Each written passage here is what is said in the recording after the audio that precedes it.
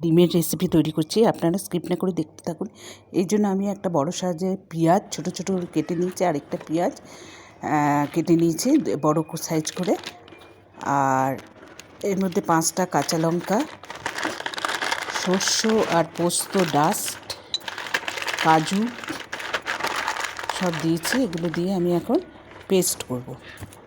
Paste করে আর এখানে আমি ডিমগুলো সেদ্ধ করে নিয়েছি, আর এখানে আমি 4-5 চামচ মতো দই নিয়ে নিয়েছি, টক দই।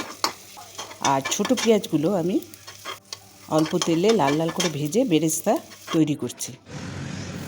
বেরেস্তা তৈরি করে নিয়েছি।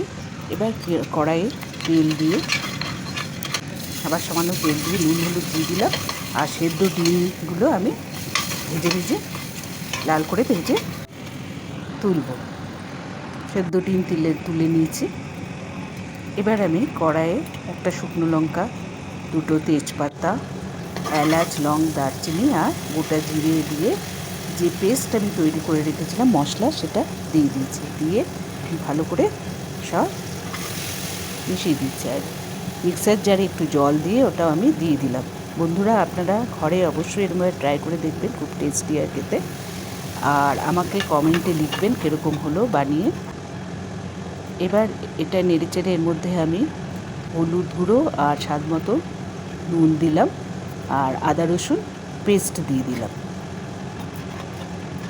দিয়ে আমি ভালো করে কষিয়ে এটা রান্না করছি। এবার আমি লাল লঙ্কার গুঁড়ো দিলাম,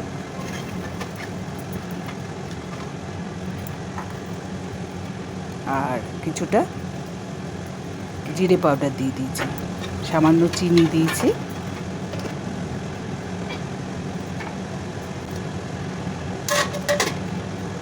এবার কিছুক্ষণের জন্য আমি মশলাটা ঢেকে রেখেছিলাম 5 মিনিটের মতো লো ফ্লেমে। এবার এর মধ্যে আমি অল্প অল্প করে মশলার মধ্যে জল দিয়ে দিচ্ছি।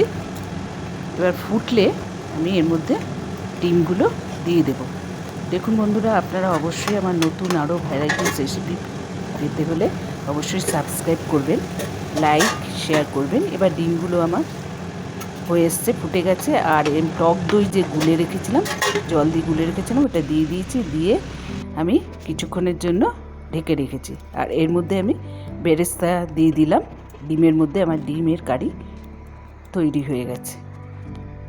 আপনারা অবশ্যই ঘরে এরকমভাবে তৈরি করে দেখবেন এবং কমেন্টে লিখবেন।